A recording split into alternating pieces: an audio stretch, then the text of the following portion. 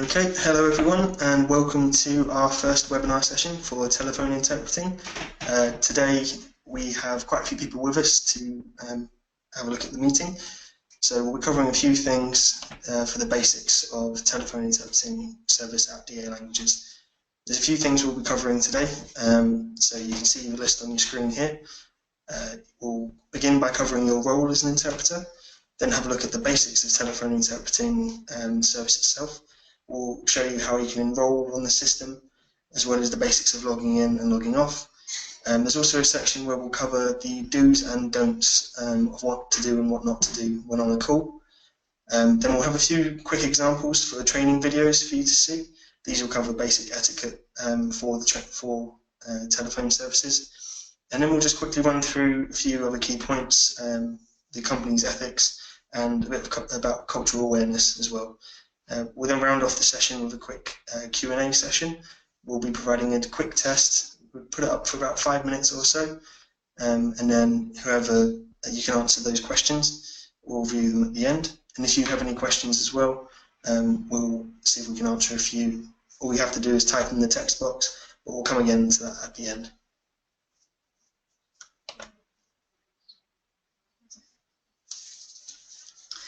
Okay, so I'm joining Reese today for this session.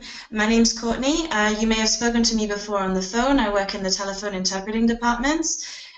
So first of all, we're going to start with outlining some of the roles of the interpreter. So we have a mix of people here today. Some of you have already interpreted for us. Some of you have also done telephone interpreting for us, but we have some brand new interpreters as well. So we're going to outline a bit of everything. So we'll start off, I'll quickly start off by explaining. So the interpreter, as always, their aim is to provide clear and accurate communication between people who speak different languages. So the interpreter interprets everything that is being said exactly as it is said, and you must not add anything, omit nothing, or change nothing. And we'll explain a bit a bit further in our do's and don'ts section later on in the presentation. So there are various types of interpreting, but with telephone interpreting, we use the form of interpreting called consecutive interpreting. That means that consecutive is where each person involved takes turns to speak. So one speaker will say a few sentences, and then you, as the interpreter, will interpret. The other speaker will then respond, and then you will interpret again, and so on. So you're basically the middleman between the client and the end user. So we've implemented a new system at DA Languages that some of you may be used to, others of you may not be. So basically it's a fully automated system now that our clients use and you use. So it connects you directly to our clients 24 hours a day, 7 days a week for our out-of-hours service as well as our in-hours service as well. However, we do have staff on hand to help you if you need assistance, like Courtney. But there's also Denise as well, who's on the telephone interpreting team. And if you do ever need help with the booking, or if there are any issues at all, you can contact them as well, and they may also get in contact with you for help on the job. When you first enroll onto the system, we'll be setting you up as with your own personal PIN number. Some of you already have this, so the idea is to memorize it, as this is what you'll be using to introduce yourself when you take a call. So we'll cover that a bit later on as well, but it's very important as it's also what the client will use when they're making a call as well. So please do make sure you make a note of it. You'll receive it when you are signed up with us. You also need to make note of the number that you'll be receiving calls from as well. So you can see the number on the screen now. It's 0330 088 2443. Please make sure you save this number if you're using a mobile phone. You can save it as DA Lang telephone line.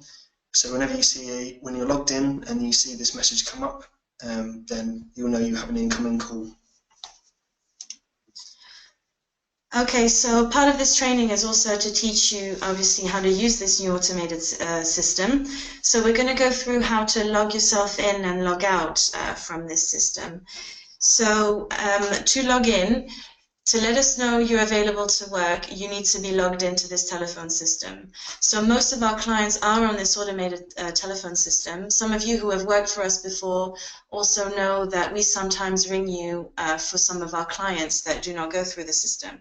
In any case, the automated telephone system will help us to let us know that you are available and that we can call you for these other external clients as well. So to log yourself in, you can log on online, or you can log on also by calling the number that you can see on the screen. That's 0330-088-3297. And you can use that number from your mobile or your home phone, depending on which number you'd like to receive the calls from. And please note that this is different from the client telephone number. So the number ending in 3297 that you can see here, that's the interpreter number. Then to log yourself off, you can also log off online again, or by calling the same number from the number you've logged on.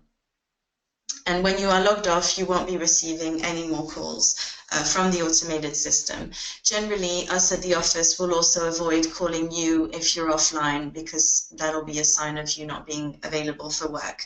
So if you are available for work, please remember to log yourself on.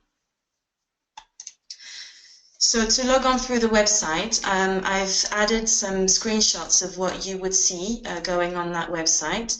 So this is the login page. As you can see, you've got two boxes where you can insert your email address and your PIN number as your password. So yeah, it's pretty straightforward. The PIN number is the one that we would have provided you when you've registered, and then your email address is the one you've registered with as well.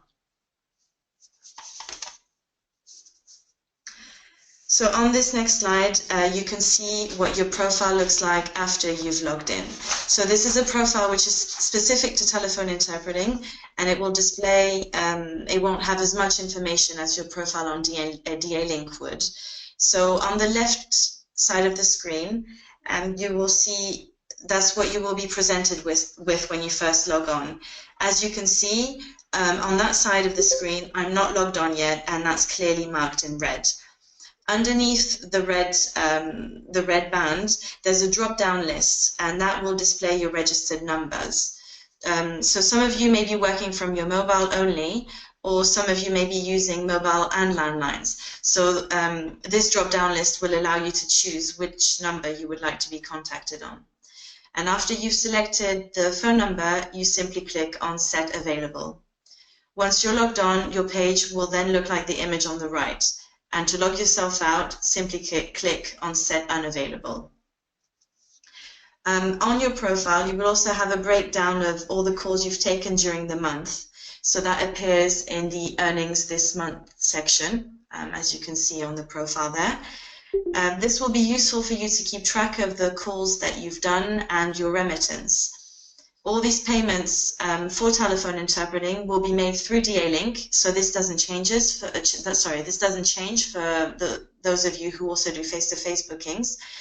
So at the end of the month, we'll take all the earnings from the automated telephone system, and they'll be added as a lump sum to your DA-Link remittance. A good idea, though, for you as well is to keep track, maybe keep a notebook where you can keep track of the calls that you've taken, especially in previous month, just so in case you ever have to refer to them, because you know we have a track record as well to make sure all of our records match. So now we'll cover a few of the basic do's and don'ts of when you're on the job as a telephone interpreter. Some, we'll admit, are quite straightforward and basic, but we have to cover all bases here. So we'll just go through them now, and we'll begin with the do's. So when you are on a job, make sure your phone is fully charged. This is particularly important if you're using a mobile phone. We have had issues before with mobile phones cutting out, so please do be sure that they're fully charged. In line with this, you need to make sure that you're working in a private location, somewhere that the conversation can be conducted in a quiet place. So if you have a home office, even a bedroom, somewhere which is either out of the public eye and away from disruptive family members or friends, anything that might cause an issue on the phone line. So next, when you're answering the phone, you need to make sure you're introducing yourself with your first name only and your PIN number. That's all the information that the client needs from you. So the example here is, hello, my name is Lisa, PIN 1243. As we said, it's nice and straightforward, and you can go on from there. Next, you need to advise all parties that you will be interpreting everything that's being said as faithfully as possible. We are covering this again in a bit more detail shortly, but when it comes to making sure that everything is as black and white as possible for both parties, obviously without the help of visual aids, things need to be as clear as possible, so just make sure you're keeping them aware of that. In line with this, you need to make sure you're interpreting in the first person, so using direct speech. So for example, if the client's saying to you, I have a pain in my stomach, you need to repeat exactly, I have a pain in my stomach, and not say they have a pain in their stomach. This is important just because you want to make sure you're getting, as we said, the correct message across from the patient's point of view. So we know there can be issues with direct equivalence of words in other languages. If there is an issue, just make sure you're explaining this to both the client and the patient, and that you'll begin to explain the terminology using other words. Obviously, you need to work as hard as possible to make sure that you're getting the right meaning across, but just make sure you're explaining to them the process as well. We'll go through that again very shortly. The same goes for if you're having difficulty either hearing the participant or if there's difficult terminology, simply just ask them to speak a bit clearer or a bit more slower. But ultimately, we would ask that you make sure you be polite and stay calm when on the phone. So if any disputes do arise, we know there can sometimes be issues with sensitive information as well. But your role as an interpreter, you're a professional, and you need to act that way really. So we do ask that obviously you conduct yourself in a professional manner. So now we'll quickly cover the do nots of the session. So as we said, make sure you're not accepting calls when you're in a public place or with you and other people. Also, don't discuss anything unrelated to the interpretation assignment. You need, as we said, to interpret everything that's being said by the patient and the host, and nothing else needs to be discussed as it's irrelevant to the conversation.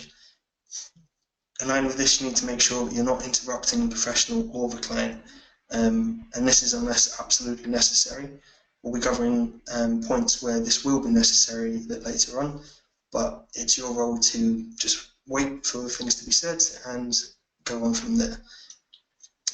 In line with this, interpreters must not divulge any information learned in the performance of their duties. So in this case, we're talking about confidentiality.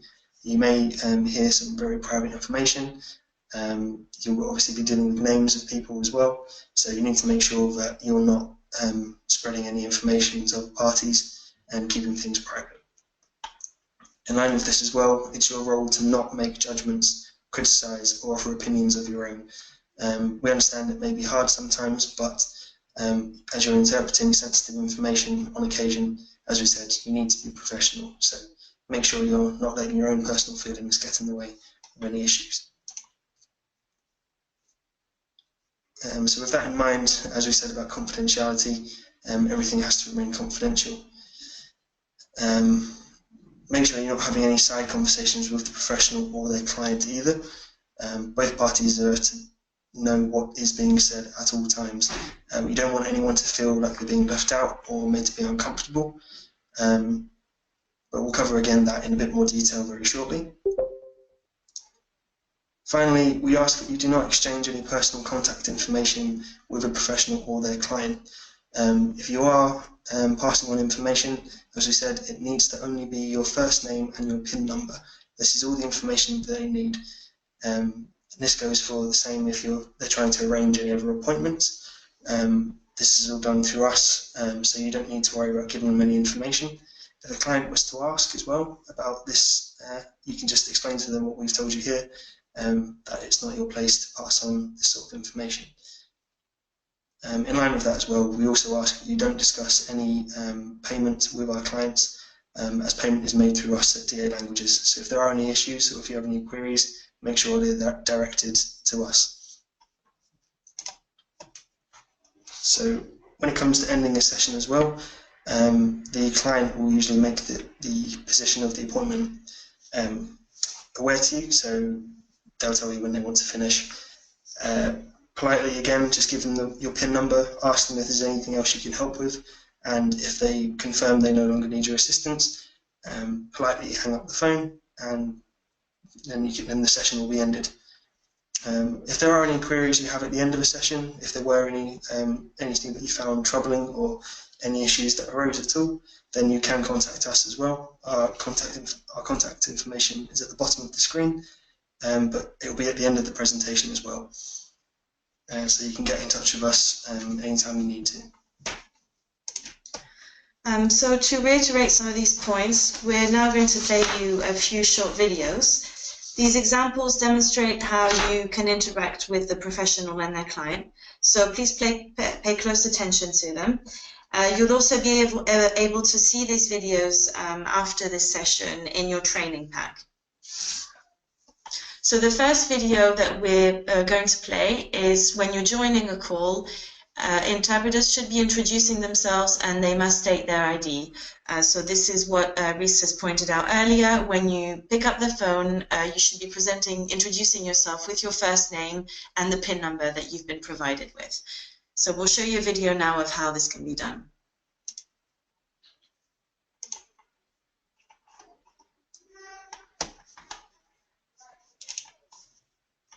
Hello, this is Jennifer, Mandarin interpreter number 44567.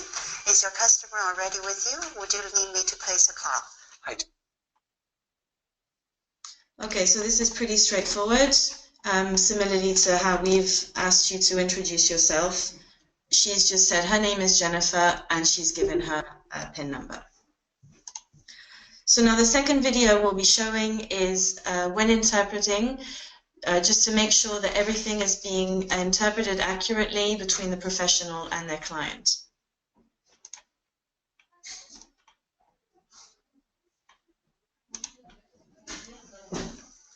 Ms. Garcia? Hello. Hi, Ms. Garcia, the interpreter is on the line Okay. and she will help us communicate. Hola, me llamo Beatriz y seré su intérprete por el día de hoy. Oh, muchas gracias. Okay, thank you very much. Ms. Garcia, please speak directly to me and the interpreter will interpret what you say and what I say. Okay, señora García, por favor hable directamente a la señora Avery y yo interpretaré exactamente lo que usted diga y lo que ella diga. Okay. So in this video you can see that the professional has expressed that everything will be interpreted between both them and the end user. In cases where that doesn't happen, you can also include that in your presentation just to make sure that everyone is aware of everyone's role in the call. It can be helpful for to start the call a bit more clearly. And finally, in the third video, we'll be showing an example of correct telephone interpreting conduct.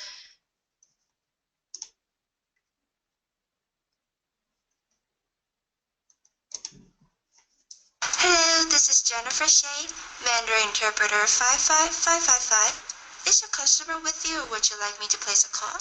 Hello, Jennifer. I have a customer on the line. When I connect the call, please ask her name and what I can do to help her. I'd be happy to assist you.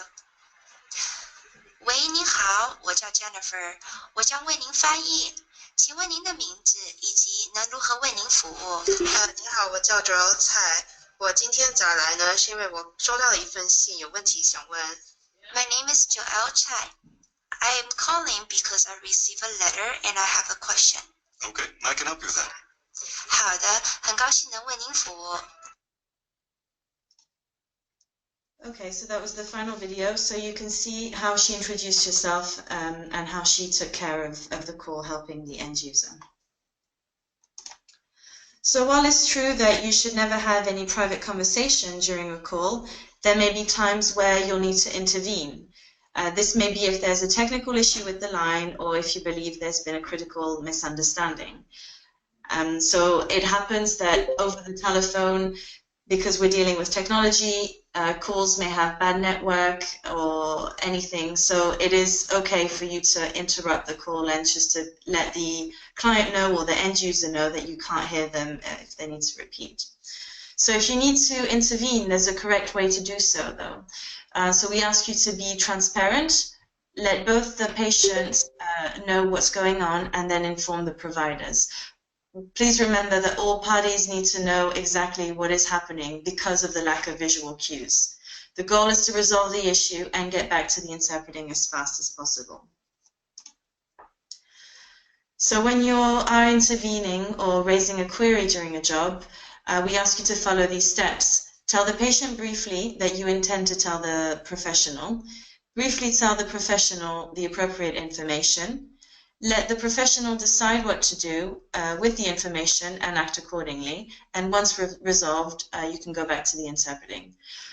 Also, please make sure that you are being respectful, that you make no assumptions, and that you are not creating or reinforcing any kind of stereotypes. If you need to report any issues, we will be providing our contact details at the end of the slideshow, so please make sure that you are letting us know at the office of any issues you've had during a call. Sometimes a word or phrase may not be clear to you, and there may be times where you'll need to clarify what someone has said. So please remember, you will need to inform both parties that you have asked for clarification. So similarly to what we've said before, you can just say, I have asked the name of the client or the end user to repeat what they have said. You can also ask each speaker to use shorter sentences or to speak at a slower pace. Obviously, we understand that sometimes the client or the end user will be speaking with a long chunk of text, and without the visual cues, it is difficult for them to know that you need more time or you need to have it said in smaller chunks of speech. So it's okay for you to ask them to repeat or to say it again. Of course, you can be taking notes as well during the call if that's helpful. It can be good for you to avoid missing out any information. But please remember that all notes must be destroyed at the end of the call for confidentiality purposes. You may be discussing someone's personal life or sensitive issues, and this should not be making its way outside of the call.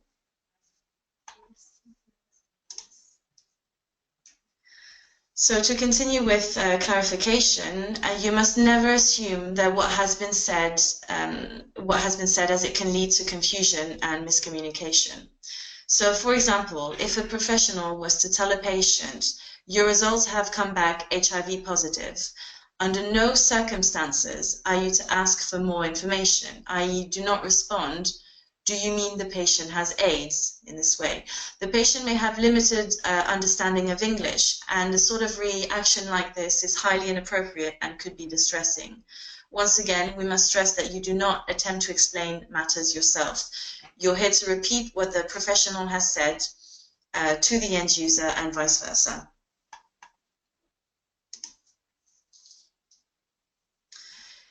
If a word doesn't translate easily, the formality of the message may need to be changed to ensure that there is no meaning that is lost in translation.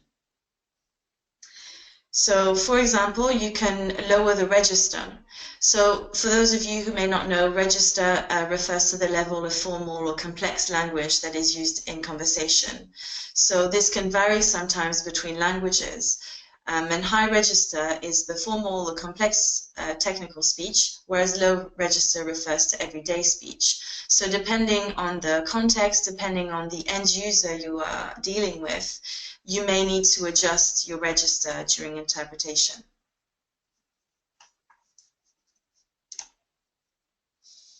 If the provider uses high register, you could in turn ask the provider to use simpler terms. Use high register if you think the patient or client will understand, or lower your register and explain carefully to ensure meaning does not change. You can explain that either to our client as well, just to explain that you think they may need to have things explained in a lower register due to their background, due to their cultural background, or anything you may think you need adjusting. If the client is confused, the interpreter should communicate this to the professional so they can explain. Please remember that you're there to ease communication between the client and the end user. So if you need to clarify any content, you can use the steps we've listed here and make sure everything's clear for everyone. Okay, so now we'll be quickly covering our code of ethics. So we hold ourselves to a set of values here and expect our linguists to meet these same standards. And these are covered in our interpreter code of ethics. So the skills of an interpreter require cultural competence, respect, and mastery of terminology. This makes it possible for the trust and accurate communication to take place for jobs to proceed smoothly. The following few slides should shed some light on our code of ethics, and we'll briefly explain what each one means. So initially, interpreters must be aware of cultural differences that may exist. Obviously, we deal with a whole host of clients from all around the world, all sorts of different cultures, and religions, societies, and opinions as well. So just as we try to be sensitive and respectful, we ask that you are as well.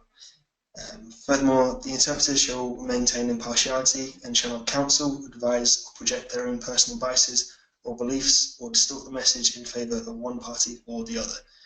Basically, you need to make sure that you're not trying to sway someone's opinion or the topic of conversation either way. As we said a few times, we can't stress enough, you just need to interpret what's being said and go on from there. So in this way, interpreters shall not discriminate on the basis of race, colour, ethnicity or national origin, religion, belief, sex, marital status, sexual orientation, gender, marriage, civil partnership, pregnancy. All these things come together, and these are all things we should take on board and respect, especially when we're working in a professional environment like this. If you do have any issues though, obviously we respect that as well. We wouldn't want you to feel uncomfortable or take issue with any work that you would not want to take part in.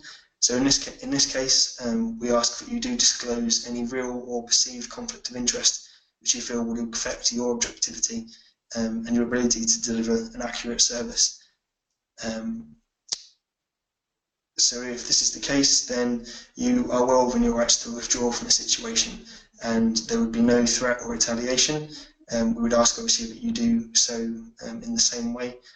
Just politely inform whether it be ourselves or the client if there is an issue. We would ask you to explain that issue as well, just because it is something we would need to be aware of, and go on from there. It's all about making sure we have clear communication with yourselves, with our clients, and with their clients as well. Finally, we also would ask that interpreters should never accept any form of reward or bribe or inducement from a client, whether cash or otherwise. Obviously the payment you receive from us is what we provide for your services, and additional rewards from the client, that's not something we accept or we would expect you to accept either.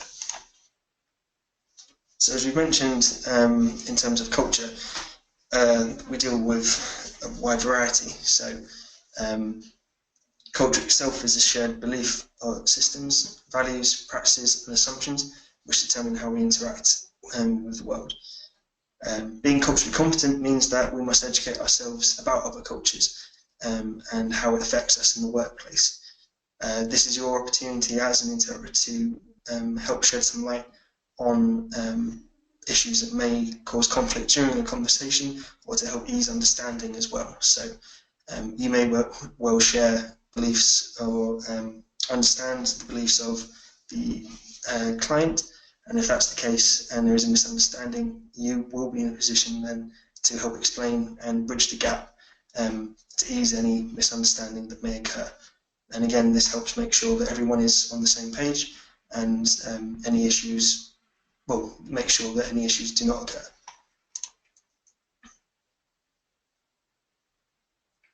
So there's a few things to be aware of. Obviously, we've mentioned without visual cues, it can be difficult to gauge if someone's feeling uncomfortable or anxious, but there's a few other things you can look out for as well if you feel there are any issues. So we've just covered a few here, but some of the training packs we offer do go into more detail as well, and you can find those on the DA link. If you need any help accessing those, please do get in touch and we can direct you there as well. However, some of the points we would ask you to keep in mind, in particular, are issues with people using yes as an answer. We find that sometimes this doesn't necessarily mean someone is agreeing to something. It can actually just be a clarification that you have their attention. If you ever feel that someone has said yes and they're in doubt of or miscommunicating what they've said, feel free to ask for clarification, as we've said. Be aware as well that dialectical differences can make a big difference as well, and accent can affect people too. So please do be sure that you're keeping on top of these things. So these points here just cover our general ethics, something we believe quite strongly in here at DA. Obviously, just because people speak different languages, we can't expect everyone to see the world in the same light. People do see things differently, and it's our job and your job to help people understand these differences so we can communicate effectively, and that's what we want to make sure is happening here.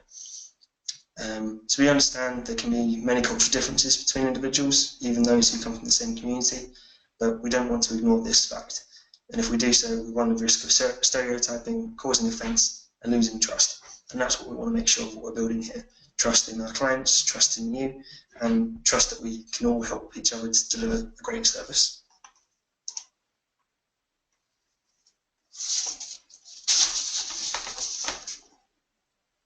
So by ensuring you follow all these guidelines and abide by basic ethics and cultural competence, we can help increase client satisfaction, increase client compliance, reduce unnecessary charges, wait times, admissions or testing in the case of medical appointments.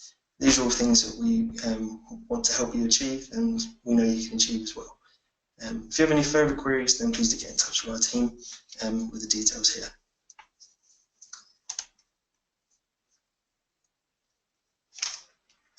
Right, so this is us finished with our part of the session. We've got some time, about 10-15 minutes for Q&A. We also have prepared a small little quiz for you, just with about 5 questions to make sure you've understood the technical side of telephone interpreting and how to use the automated system. So we'll make that live for you now. You also should have access to a chat box on your screen. So while you, if you're finished with the test, once you're done answering the questions, if you have any questions for us, please feel free to write a message, and we'll be addressing as many of the questions that we can. Also on the final screen here, you've got our contact details. So you've got the main telephone interpreting number and the email address that you can contact. Obviously, I've also been in touch with most of you individually. So if you have my email address, you can just reply to any of the emails I've sent you, and I'll try to address your query as quickly as possible. Okay, we'll just load up the test for you now, and we'll have that with you shortly.